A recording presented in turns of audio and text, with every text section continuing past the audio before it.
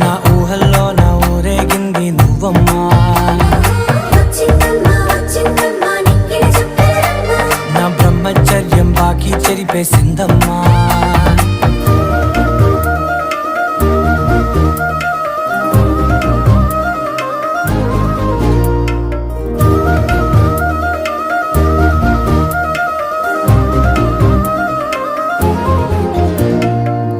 ఏకాంతాలన్నీ ఏకాంతం లేక ఏకరువే పెట్టాయే ఏకంగా, సంతోషాలన్నీ సెలవన్నది లేక మనతోనే కొలువయ్యే మొత్తంగా.